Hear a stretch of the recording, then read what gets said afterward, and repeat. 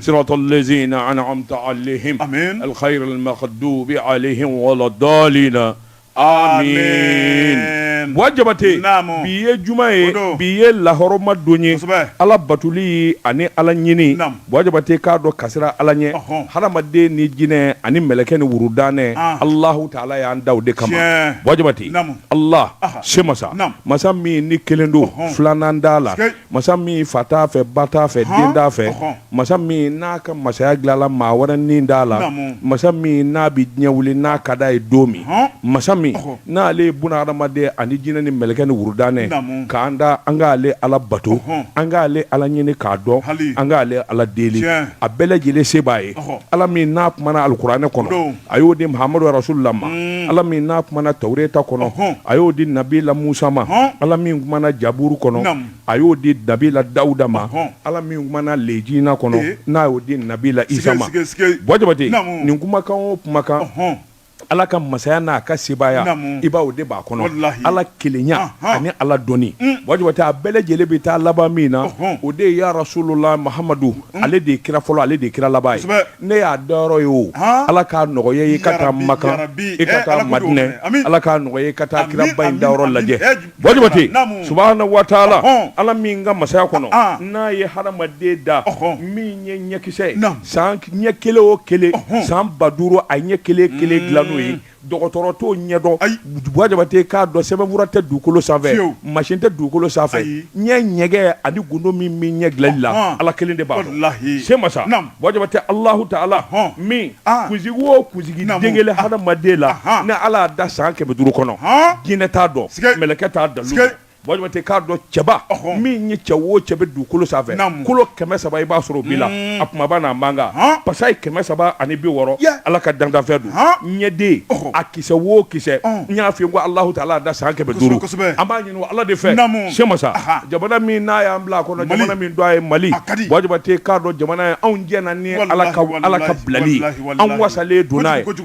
ala y'an bila nin jamana min kɔnɔ a diyara n ye koyi ala e ni ce ala e ni ce ala eni ce ala ngama nyini fe an ngani jamana min na to ay Mali ba manju bi ne do anga de ala janfatu bi ne do anga de ma falaw bi ne do anga de ala maa minnu bɛ nin janfa in kɔrɔ minnu bi jamana kɔnɔ jamana kɔ kan e ala b'u dɔn e ala b'u ka kila dɔn wala k'i k'u ta tiɲɛ wala k'i k'u ta tiɲɛ ala wala k'i k'u ta tiɲɛ an balolen ɲɛna u salen kɔfɛ k'u ta tiɲɛ i ka jamana ja i ka jamana kisi i ka jamana ja ala k'i ka ala kama a kɛ Muhammadu rasulullah sallallahu alaihi wasallam a kɛ Maka ni Madinɛ barika kama a kɛ Kuresiw barika kama ya Allah ya Allah ya Allah ya Allah ya Allah wajibati an bi kalo barakamadu sabula sungolo mangona ambala ni sungolo tocho kera pango kele ani nyawawa makama ni bonya ani hina min be sungolo kono wajibate ka do doni ke baw ya lakali amani na Allah ta'ala fe ala ka jirana ka musa ka nogoya anga jamana de min bi ko ka min bi jamana kono ya rasulullah ya rasulullah ya rasulullah wajibate be ka je ke korota sanfɛ an bɛ dugawu kɛ k'a ɲini Allahu ta'ala fɛ masa kelen masa min nasaniyalen don an ko Allahumma ayini asa alqulal fa awafa wil afiyata min ye aywa fi dunya wal akhirata ya Allah ya Allah ya Allah bele jumakadi takbir inna lillahi wa inna ilaihi raji'un inna lillahi ya bulu kurata Allahumma salli na taraki tufu juma wala kalamu kana kashi ibama wa Allahu la sharika lahu kana kashi rabe kashire alhamdulillahi rabbil alamin jekapip na mala tubedi wajibate ne be mbolo karika do mbi boni seben mi no kama reflet d'Afrique Balaji Touré ani Isufu Maiga ni nyu ka sebeni wajibate dibila la kariye tandege mai wajibate ikado mi wora bi wati jambo ikado shereyawu ani tiye baraka da kene kan gangara ngana mu ni bingani ni shoni jamana kunigi Asimi Goita anaka ministry min be kiri kuna wajibate ikado halibi naka bi usul la kabo nga umata taa yɔrɔ jan ŋanamu min bɛ carte d'identité biométrique la wajabate k'a dɔn a ko bara ka da kɛnɛ ka dɔɔni nkalon mana san 100 kɛ boli la tiɲɛ b'a minɛ a tɔnpasa ma tile kelen sɛbɛnnikɛla ko a ko ɲɔgɔn ye dɔ kɛra kunnafonidilaw i k'a dɔn duwakun dɛmɛnen Musa Touré ale ye président réseau association malienne de lutte contre la corruption et la délinquance financière wajabate k'a dɔn kuma in kunbɛn sugubulo min dara carte d'identité biométrique ko kan n ye nin fɔ a bi waati jan bɔ wajabate k'a dɔn ko tiɲɛ u bara ka na dɔɔni sugubulo wajabate k'a dɔn nin ye wari min ɲɛ jamana kun n'a ma mago ɲɛ a bi se miliyari 40 CFA wari ma wajabate k'a dɔn foyi den kelen de tɛ min kɛra sabako ye don o don kuma kura don o don nkalon kura wajabate a fɔra de i k'a dɔn sɛbɛnkɔrɔ min bɛ yen n'o ye ayiwa carte dɔ in ye o bayɛlɛmali ni ka fiɲɛw ani keleku minnu b'a la k'a bɔ a la fiɲɛ kura min nana kɛ kura in na wajabate wari min bɔra a la o gɛlɛya o de fanga bonyana ka tɛmɛ ko bɛɛ kan nin bɛ se ka kɛ kɛcogo jumɛn na jamana min ni mɔgɔw kalannen don u bi kodɔn wajabate k'a dɔn i ye nkalon tigɛ tile kelen tile fila wajabate i k'a dɔn i yɛrɛ t'a dɔn k'a fɔ dɔ kɛra sabula min ye données biométriques ye jamana den bɛɛ lajɛlen ka bugunatigɛ sɛbɛn wajabate k'a dɔn a n'u ka lahalaya a bɛɛ lajɛlen b'a kɔnɔ kunnafoni nana di i k'a dɔn Mayigakɛ fɛ sabula gouvernement ka kuma lasɛlikɛla wajabate a ye kuma in sɛbɛn kɔrɔfɔ ni wasa ye mɔgɔw dalen don a ka kuma na kuma o kuma n'ale y'a fɔ mɔgɔw b'a minɛ sabula a bɛ kuma ni dusu ye wajabate nka n'a sɔrɔla u kelen bɛ k'a fili ka nkalon tigɛ a ye maa t'o fana dɔn a ko k'i bɔ yen wajabate k'a dɔn nin carte d'identité biométrique kuma yɛrɛ tiɲɛ ye mun ye dɛ juma in ni juma in ɲɛ kan ka dɔn min ɲɛ kan ka fɔ a ko jamanakuntigi min ye ministre de la justice procureur min n'ale bɛ awɔ ŋanamu kunna wajabate n'u ma wuli k'u ka daba jaja wajabate k'a dɔn nin ko in kɔni kɛra nkalon da de ye a ko kuma tiɲɛ ye min ye sugubulo in dara ka di société fila min ma wajabate k'a dɔn société ninnu nana sigi garaba la i b'a dɔn bil hak u sigi waati ye kelen ye san kelen kɔnɔ dabɔngama de do ayiwa min kɔni ye nkalon ni namara yɛrɛ de kelen bɛ k'a mun société jumɛn u ko société fɔlɔ ma solution informatique SAR min n'a immatriculé don numéro RRCMMA Bamakɔ san 2017 B31 27 00 min ni maa min kelen bɛ k'a nɔnabila o tɔgɔ de ko Bouakari Diakité wajabate o k'i bɔ yen société filanan Centre malien pour le commerce CEMAC SAR wajabate i k'a dɔn i matriculé la min ye registre du commerce ye numéro MA Bamakɔ 2017 wajabate 31 27 o fana nɔnabila de ye Cheikh Oumar Kɔnɛ wajabate k'i ka dan nin ma n'i ye jateminɛ kɛ nin fɔlɔfɔlɔ cakɛda kuraw don nin ɲɔgɔn na sugubulo n'a bɛ di maa ma o k'a sɔrɔ i y'a ɲɔgɔnna baara kɛ ka san caman kɛ a dɔnniya b'i la se b'i ye wajabate a nafolo b'i bolo nka nin cakɛda in bɛɛ lajɛlen cakɛda kura ye a bɛɛ dayɛlɛla waati kelen wajabate i bɛ mun faamuya nin b'a jira k'a fɔ nin cakɛda ninnu sigira nin sugubulo in bɛna di nin waati in na o tuma nin ka dayɛlɛ ka bɛn nin waati ma ko dilanlen don wajabate o tɛ jateminɛ fɔlɔ ye a k'o k'i bɔ yen wajabate k'a dɔn jamana in bɛ dankan min na cakɛda minnu de la ka nin ɲɔgɔn na baara kɛ a dɔnnen don san joli a kun fɔra de carte nationale i k'a dɔn o bɛna lawara wajabate AMO ani carte d'électeur carte bancaire nin bɛɛ lajɛlen bɛ kɛ kelen ye wajabate k'a dɔn sabula a bɛ CEDEAO ka makama a n'u ɲɛtaa de kofɔ o don an b'o camancɛ kolo la a ko n'i y'a ta k'a lajɛ kuma in fɔ ko ɲuman n'a dilanla ka ɲɛ a bɛ na ni lafiya min ye jamanadenw ma ani jamana faamaw ma wajabate dan t'o la nka i b'a ye k'a fɔ maliyɛn caman de bɛ u mana fɛn o fɛn labɛn janko faama kunda wajabate k'a dɔn a dabɔkun de ye olu yɛrɛ bɛ sɔrɔ min kɛ sɛbɛnnikɛla ko tuma min n'a sugubulo wulila i bɛ ka tile la i b'a ye k'a fɔ cɛ kelen bɛ yen o ye mankanba de k'a nɔfɛ Cissé technologie a don min ɲɛsin ale f'u ye ale de tun bɛ ministeriya la wajabate k'a dɔn u ye lettre ci ɲɔgɔn ma sabula min ye nin ko in ni nin ko in ye ne bɛ se k'a dilan nin na ayi kan'a dilan nin na o wari ka ca jamana ma an k'a kɛ nin kɛcogo la wajabate min kun fɔra u ni ɲɔgɔn cɛ n'a sɛbɛnfura dɔw bɛ yen sɛbɛnnikɛla y'a jira k'a fɔ o b'ale yɛrɛ bolo minisiri ko aw ye min fɔ ko carte in kelen o kelen k'a b'a tila 1,800 o ka ca a y'a kɛ 1,200 ye wajabate i k'a dɔn u tora o lettre ci ɲɔgɔn fɛ ni société kura fila in ka na sigi sen kan Cissé technologie o yɛrɛ ɲɔnna ka bɔ yen wajabate te min galama a donna ma ingama min ye alu to mutai ale be bara la kacha sambidure jamana ko ale fana kun ye nu bo sugu bulo inofe mba kalama ale ko a kelen wo kelen ale ba gla dalasi bakile walma keme shegi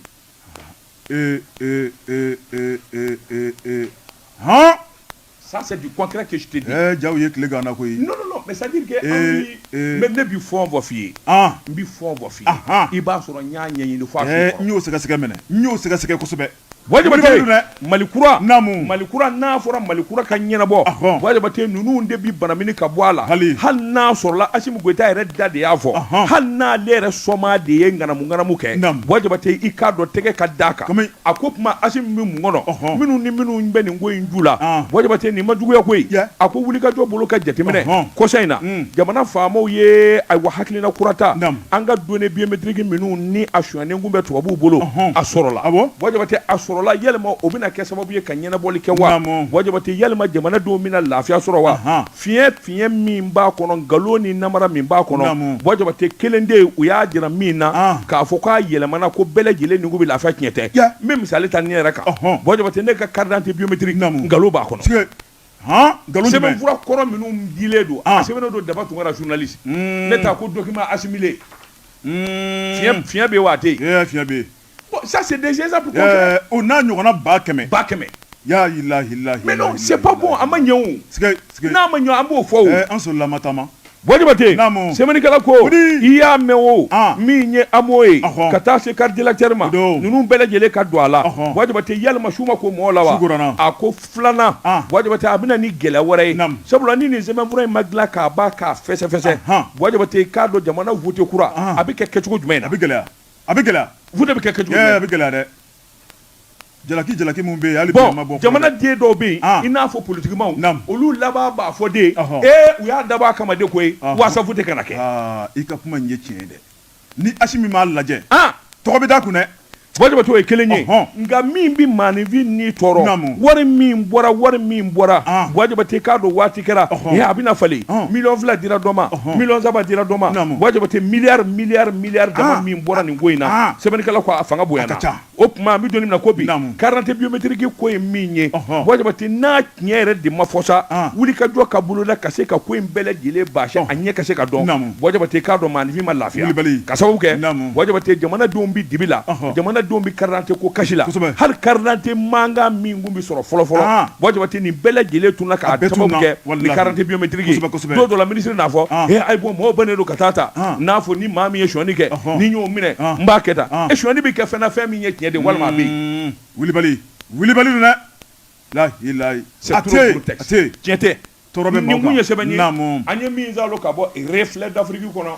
akabi bolla le national la mami sabeni ke atoka ko Ousmane Gindo on ke karamo da batungora ako dialogue intermalien sabeni ke la yira ka fo jamana kuntigi ayesira di mamunu ma no e comité de pilotage karamo da batungora u ya la yini ke ninga tle nani ke sigi ka fo dola u yira dama ka fara minye jamana ka chakero nyama ka ibaye ka fo ko la yini akuma akena kunchera sabeni ke la ko internet mane no de bena février kalo klem ko woroma ako centre international de conférence Bamako men yo bara nujuru kuma mami bolo jamana gouvernement nyema no ye docteur Shogel ko kala maiga ale krefe men ye ministre chama tumbe ninga fara la sigi demunu banga jamana ko nala e bay ka fo ka faranga mararo tani ko nonton o gouverneur kan sabanigela yira ka fo bara kunku ye minye o kuma bara munu ndoro bolo no ye malidon yira maka benkola akan ka tani tasra munu ye ayo glan baraka damne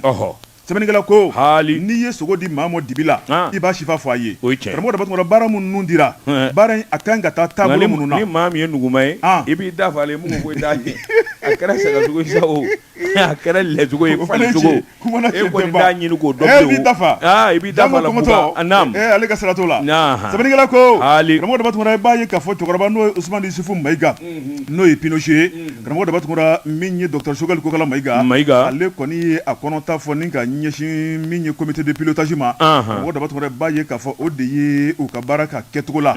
jamana ɲɛmaaw ye taabolo mun di u kana keleku abada jamanadenw sigilen bɛ k'u lajɛ malidenw ka bɛn ko la a ko n'i y'a lajɛ Sogɛli Kokala Mayiga ka kuma don a ko min ye accord de paix d'Alger ye an y'o wuli ka bɔ yen sabu n'i y'a lajɛ ale ŋaniyara ni hakilina minnu ye karamɔgɔ Dabatungura o baara ma bɔ sen na sɛbɛnnikɛla ko n'i y'a lajɛ Mali ale tun bɛ taabolo ɲuman min na maa dɔw de kɔni y'a saboter ni k'a lagosi Mali bolo karamɔgɔ Dabatungura an tɛna an sigi k'a lajɛ sɛbɛnnikɛla ko Dr Sogɛli Kokala Mayiga a y'a yira k'a fɔ min ye Faransi ye o tɛ Mali la bilen MINUSMA min ye o fana tɛ Mali la bilen a tɔ tora malidenw yɛrɛ dama ye o tuma an ka sigikafɔ boloda sɛbɛnnikɛla ko karamɔgɔ Dabatungura sigikafɔ an ka boloda o tuma maa o maa k'e de ye marifa ta Mali kama n'a sɔrɔ jamana kɛmɛ ka kiri kɛ k'i nɔbɔ kiritigɛlaw b'u ka baara kɛ nka ni furugufurugukɛla de bɛ maa minnu ni ɲɔgɔn cɛ karamɔgɔ Dabatungura o kana an ka sigikafɔ kɛ an ka bɛn ko la sɛbɛnnikɛla ko baaraw de daminɛla a ko n'i y'a jateminɛ min ye terme de référence ye karamɔgɔ Dabatungura k'u bɛna u kumana fɛn minnu kan sabu baara ninnu donna ntɛnɛndon ni k'a kuncɛ kunu alamisa nin kalo in tile 29 u kumana fɛn minnu kan ni k'o kɛ gafe ye o gafe k'o ta k'o di Asimi ma karamɔgɔ Dabatungura o bɛna baara boloda ni minnu ye o de kumakan filɛ nin ye min ye paix n'o ye bolodi ɲɔgɔnma basigi u kumana o kan kosɛbɛ sɛbɛnnikɛla ko min ye réconciliation an ka bɛn ko la an tɛgɛ di ɲɔgɔn ma an k'a dɔn k'a fɔ ko Mali de ye an fa tiɲɛ ye karamɔgɔ Dabatungura n'an bɔra Mali in kɔnɔ bolodiŋɔni bɛ ɲɛsin an na ko Suroyi ko dunan filɛ sɛbɛnnikɛla ko an ta ye jamana min ye munna an tɛ bɛn ko la an ko jamana min ye k'o bila fɛn bɛɛ lajɛlen sanfɛ sɛbɛnnikɛla yira k'a fɔ o tɛmɛnen kɔfɛ karamɔgɔ Dabatungura u y'u da don fɛn dɔ la n'o ye politiki yɛrɛ baara nɔfɔn bɔcogo ye an ka jamana in kɔnɔ an k'a dɔn k'a fɔ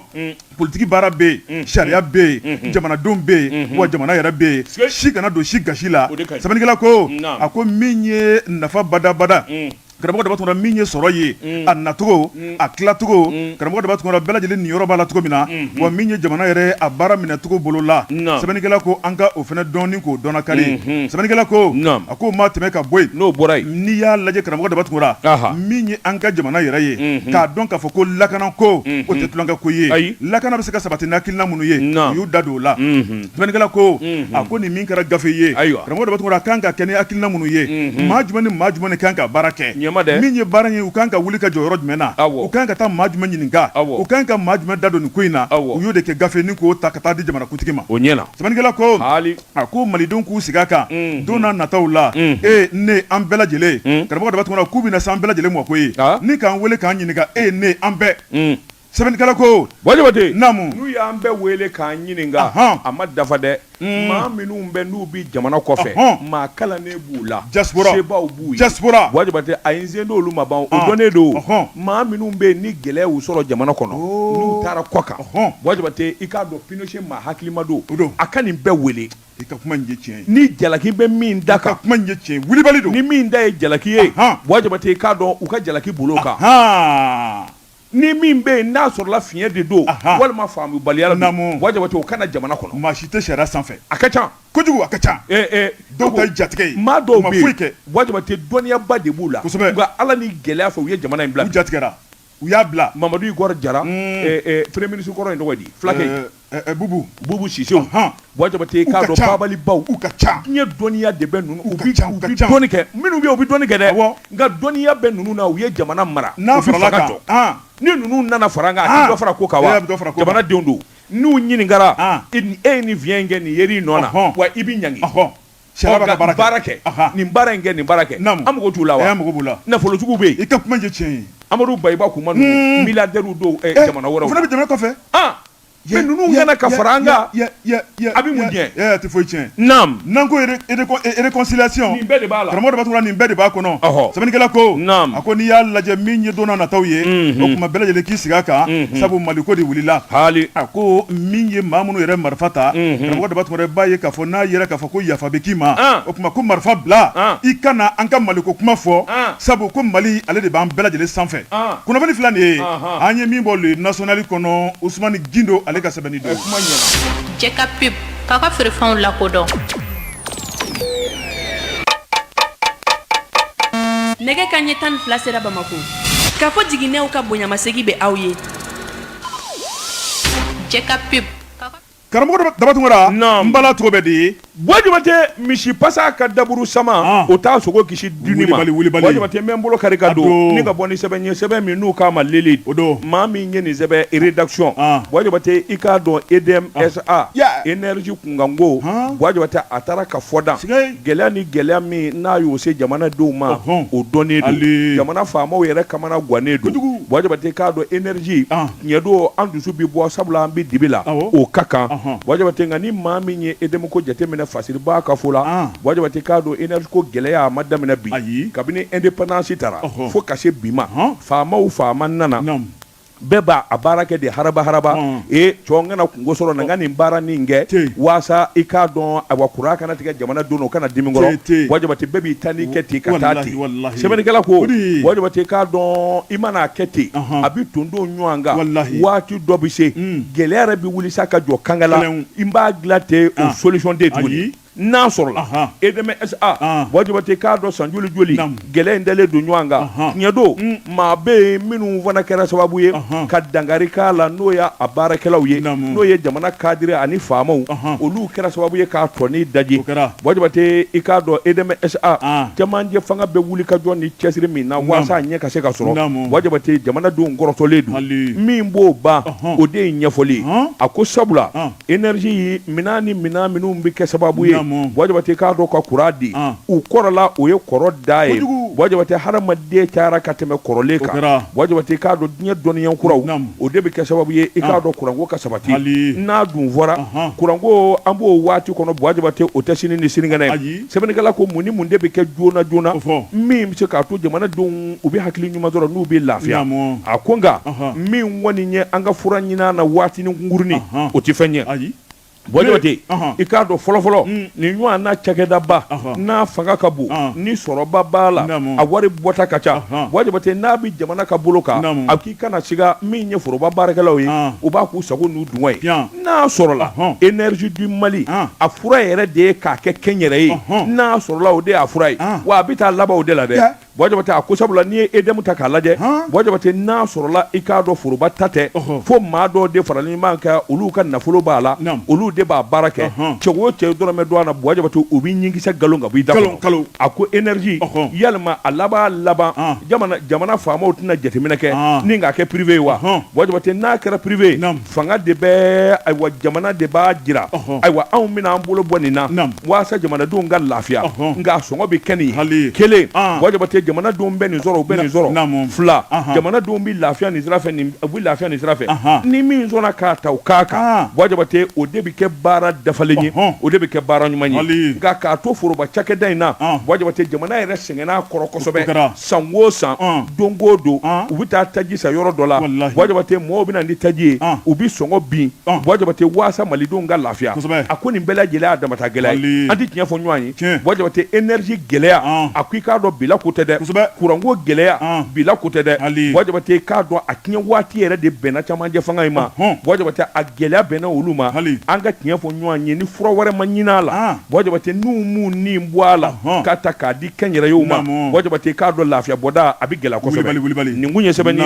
an ye min bɔ leliti kɔnɔ a ka bi bɔli la ne bɛ n tɛgɛ don tuguni karamɔgɔ Suwari de Bamako maa min ye sɛbɛnni k'a tɔgɔ ko Youssou Konate Simbo a ko min ye ministère de la réconciliation ye karamɔgɔ daba tɔgɔ i b'a ye k'a fɔ conseil des ministres mun kɛra araba tɛmɛnen ye ko tɔgɔ kura taara ni k'a da ministériso la k'a sababu kɛ mun ye a ko n'i y'a lajɛ colonel major n'o Ismaïla Ouake ye karamɔgɔ daba tɔgɔ ale bɛ cakɛ yɔrɔ min na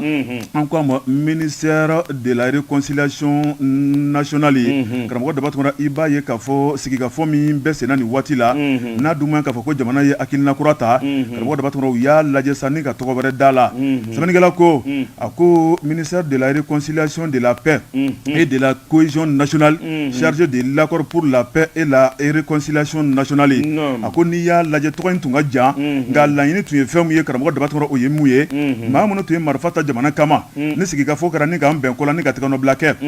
janko olu bɛ se ka segin fasoden ɲumanya kɔnɔ cogo min na karamɔgɔ daba tɔgɔ b'a ye k'a fɔ olu niyɔrɔ o donna kɔnɔ yaasa u bɛ se ka sabali u k'a dɔn k'a fɔ ko jamana kɛmɛ k'u jate sɛbɛnnikɛla ko n'i y'o sigi k'a fɔ lajɛ Ibrahim Boubacar Keïta Ala ma hinɛna la ale tile u y'a signé Bamako la CICB la san 2015 karamɔgɔ Dabatuma a kɛra diɲɛma ɲana nka n'i y'a lajɛ Mali y'a ka kɛta kɛ sɛbɛnnikɛla ko maa minnu tun ko maa minnu ye muruti boloda ni ka bese ni marifa ta jamana kama karamɔgɔ Dabatuma k'u bɛ Mali tigɛ min y'u tɔgɔ la jamana k'o sigi sen kan bɛnkɛrɛw ko la a yirala k'a fɔ jamana tɛna sigi jamana kɔnɔ nka fɛla hakilina min bɛ aw la an k'an tɛgɛ di ɲɔgɔn ma dɔɔni dɔɔni tɛ tɔtu ko la o tuma ji bɛ don kɔ la dɔɔni dɔɔni an b'aw ka mago a n'a ka gɛlɛyaw an bɛ fura ɲini a la jan ko an bɛɛ lajɛlen de ye malidenw ye maa wɛrɛ kana na yɛlɛ na karamɔgɔ Dabatuma Mali mana gɛlɛya cogo cogo o tuma an bɛ bɛn ko la sɛbɛnnikɛla k'u nɛgɛnna ka dɛsɛ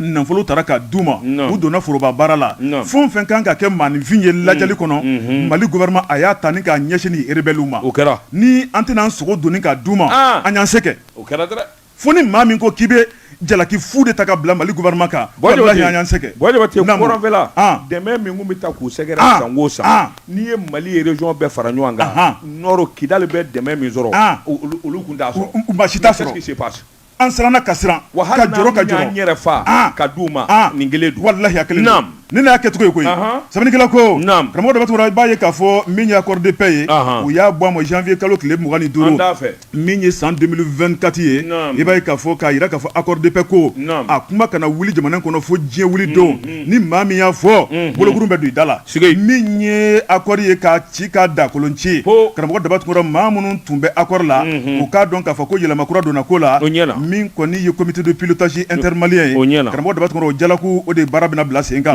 sɛbɛnnikɛla ko u ye tɔgɔ kura min ta ni k'o da Ismaël Ouaké ale ka ministériso la o de ye ministère de la réconciliation de la paix et de la cohésion nationale o de taara k'a sɛgɛrɛ accord de paix d'Alger u y'o sama ka bɔ a la a banna ni accord banna mun na a bɛ to a la bilen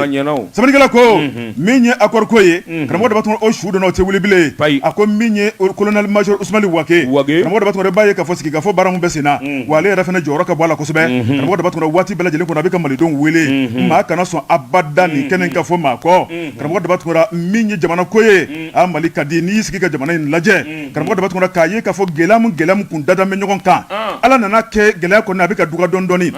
Ala ni maa min tile n'o ye colonel Assimi Goïta ye i kana kɛ Assimi fɛ Assimi n'a furadama kana bila bi la a ye min ɲa Mali ye min kɛra Mali ye i ka ko fɛ i ka ko fɛ dɛ i ka ko fɛ i ka ko fɛ Mali kun tɛ n koyi Mali b'an bolo bi danbe kun tɛ danbe bi yan Mali kun burujara Mali bɛ yen bi sɛbɛnnikɛla ko karamɔgɔ Dabatuma min kɔni ye Bamanci kɔrɔw ye sa o tuma a na ɲini u fɛ o tuma u ka dɔn yɛlɛma ɲama kɔrɔ o tɛ dɔwɛrɛ sa u k'u ka kosi ni kasaw cɛ u ka boli ka na u kana yafa deli o t'a ɲɛ yafa deli t'a ɲɛ u ye faali ni tiɲɛni min kɛ i b'o kaso kɛ fɔlɔ o fana cɛ non pourquoi yafa kan ka kɛ minnu ma o maaw bɛ nka minnu ye faaliw kɛ ka dugu ci ka dugu jeni walahi fo diɲɛ wuli an tɛ yafa kunnafoni filanan ye an ye min bɔ le soir de Bamako u ka bi sɛbɛnni don Jabate bɛ n bolo kari ka don ni kɔni sɛbɛn ye sɛbɛn min n'u k'a ma nouvelle horizon ɲɛdankura Jabate kɔnɔ daburuja fila tɛ se ka ɲɔgɔn ɲɛ fiyɛ Jabate k'a dɔn sɛbɛnni kɛba a tɔgɔ de ko Ari Musa Mayiga Musa ko a k'i k'a dɔn décembre kalo tile 20 san 2023 Jabate k'a dɔn an ka siribukɛ a minɛna ka taa kasoboba la Jabate jɔnni ko k'a jara sɛbɛnnikɛla ko wuli ka jɔ caman kɛra kuma caman yɛrɛ fɔra Jabate k'a dɔn min ye choix la Bayaya Haidara ye kaso kɔni i k'a dɔn a y'o kɛ latigɛ y'a sɔrɔ Jabate ka da jamana i k'a dɔn bolokura minnu bɔlen bɛ hakilina kura minnu dalen don tiɲɛ don jamana ye bɛɛ lajɛlen jɛ ye i ma kalanne o kalanbali min ka di i b'o fɔ Jabate nka a kan ka dasira la min de kɛ masiba ye walima min de kɛ kuma jugu ye ka ɲɛsin jamana ma u k'o de ma cybercriminalité olu de kun ye tɛgɛ d'a kan Jabate a minɛnen sɛbɛnnikɛla ko i k'a dɔn kaso kɔni o kɛra nka i k'a dɔn min kɔni ye février kalo tile 29 dɔ ye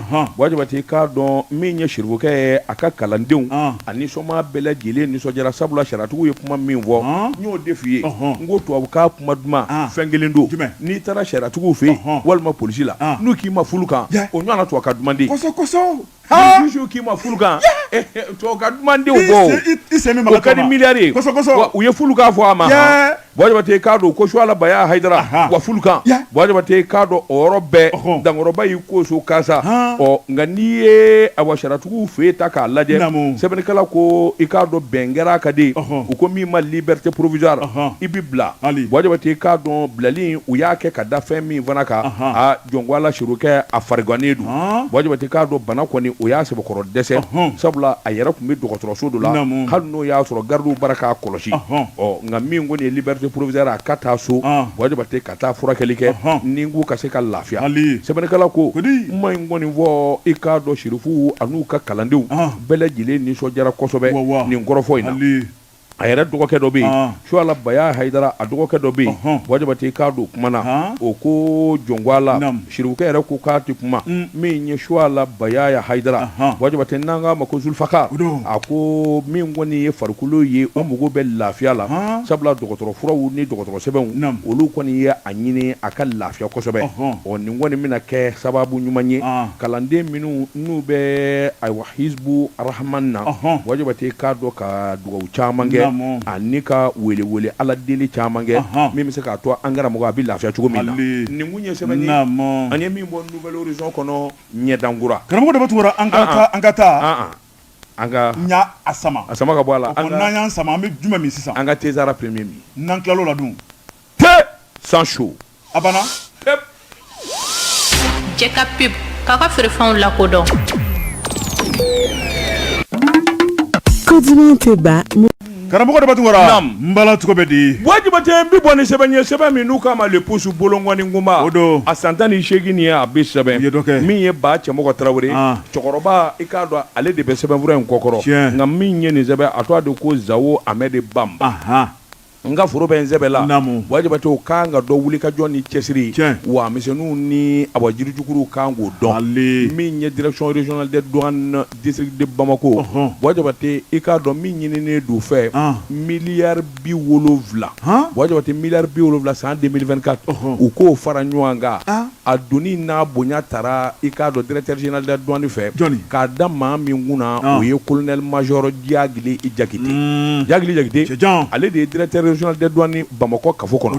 wajabate nini nywana doni dari kuna ini maaminu mise ka ke oyi ka chedew nye wajabate fuka wule ku tama ku segere u ka degun anu ka lanyine ko fana don no kera bara bi noya wajabate ka do douane bara sebene kala ko akoshuya te wajabate jina moriya te mi nye bara ni jatemina ni chesire o dedo colonel Diagli Jakite noronga u ka Diagli ayo don wajabate o de la ayi wuli ka jo boloda anaka naga koromaw wajabate bulu fara fo be ninga tu bele jele segere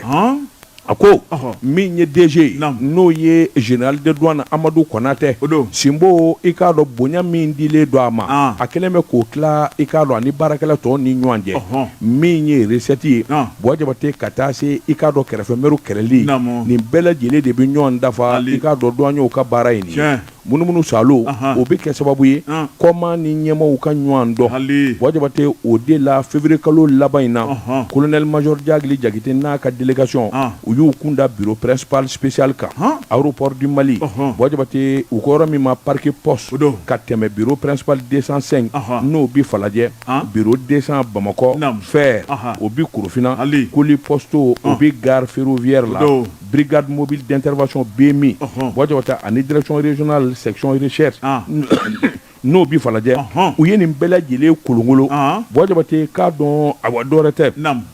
DG Konate bonya mi ani bara minda ka daw kuna u be ka bo kalama ku chesiri ka wuli ka jobulu da yoro wo yoro Diagli nyorongo ka Diagli atemena yoro wo yoro wajabate ka don ayenyema so ka kuna foni di bonya ni karama ani gela mimbu ka kase ko nyedo ako ale ka aka délégation chef de division bureau de bureau colonel major Ablaye Sogore wajabate ani division brigade lieutenant colonel Bouakar Diakite chef BM BMI lieutenant colonel Jean Koulibaly ani chef de la section et recherche commandant Toumani Diarra ani colonel major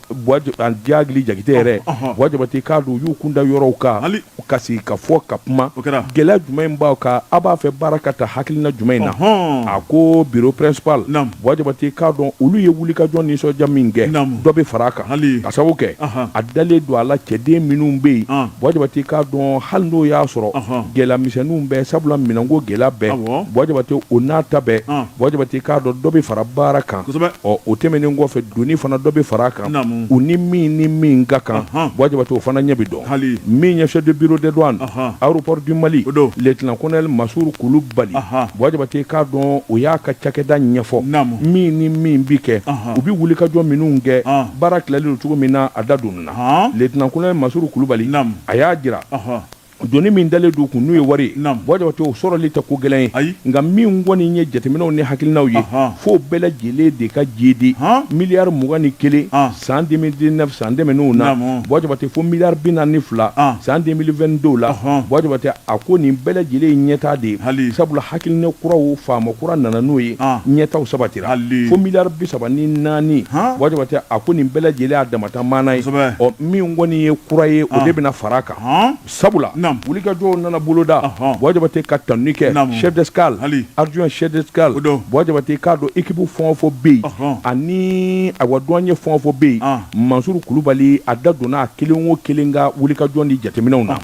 bureau 205 falajɛ colonel major Diagli Jakite wajabati a n'u kumana a y'a jira k'a fɔ ale ka délégation nakun ye wajabati u ka ɲɔgɔn dɔ ka hakilinaw fali ɲɛtaa ni dabali sabula douane DG doni min dalen don a kɔnɔ u b'a tila a ko lieutenant colonel Ousmane Traoré wajabati o y'a jira k'a fɔ gɛlɛyamisɛnnin minnu bɛ a da donn'u na nka bureau yɛrɛ sigi furadama ka na se bi ma u ye wulikajɔ ni cɛsiri minnu kɛ a dama dogo la wajabati a y'a jira sa k'a fɔ doni o doni n'a bɛ Diagli kunna u y'a ta wajabati o de la u bɛna wulikajɔba kɛ ɲinan za nafolo min n'o dalen don douane direction générale kunna wajabati k'a dɔn olu ta fa ye min ye jɔrɔ kana k'o la a b'a bɔ a la miliyari 1 miliyɔn 900 n'a kunkanfɛ wajabati a k'i b'a ye k'a fɔ o kɔni tɛ kɛɲɛ kɛ bureau 200 Bamakɔ fer wajabati k'a dɔn jateminɛw nana kɛ fana sabula maa dɔgɔyara ye o ye tiɲɛ ye ka da baara yɛrɛ kɛcogo kan lieutenant colonel min ye Darame Mariamu Dambɛlɛ